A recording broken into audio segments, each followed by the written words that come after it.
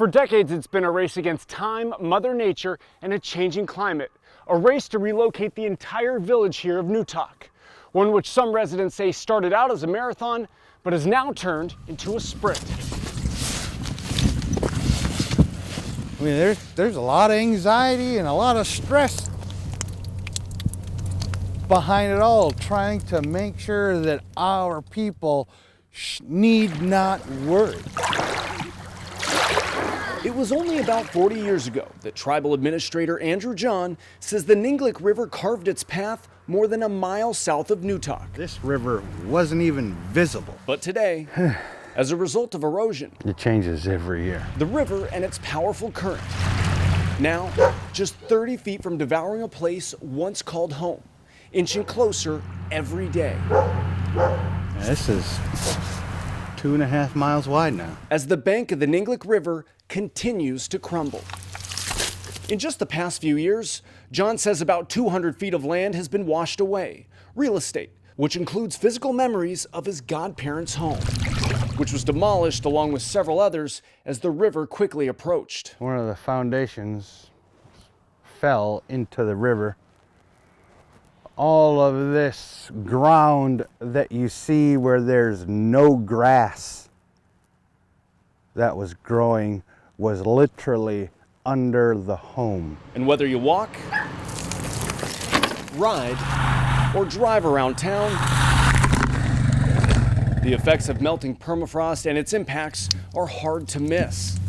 From telephone poles that require 2x4s to remain somewhat upright, to the warped boardwalk connecting the village, and the quicksand-like tundra which seems to be swallowing it. You walk around, you step into one wrong place, and you're knee-deep in something. A long list of reasons why this village on the eroding banks of the Ninglick River unanimously voted to relocate.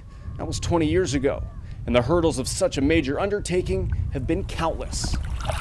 But calm weather like today creates incremental opportunities. This one might break, so. For residents like Lisa Charles. We're getting impatient to move. She's one of about 140 people, Hey, watch out.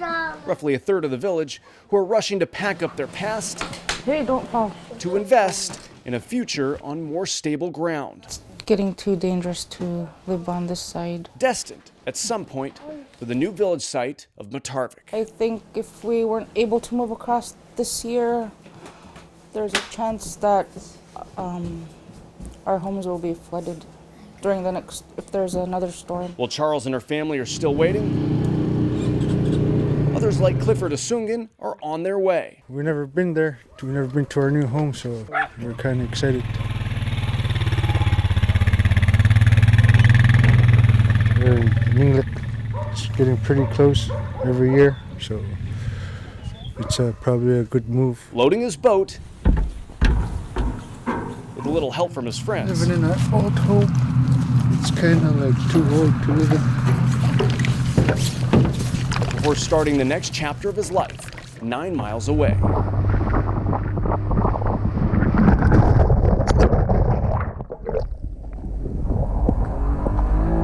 He joins roughly 60 others, including Albertina Charles, who we first met about 2 years ago. Back then, she was in a constant state of worry. I am scared for my kids, and I don't want to be here in fall time. That fear remained until last week, He's so small. when she and her family finally made the move. I feel good.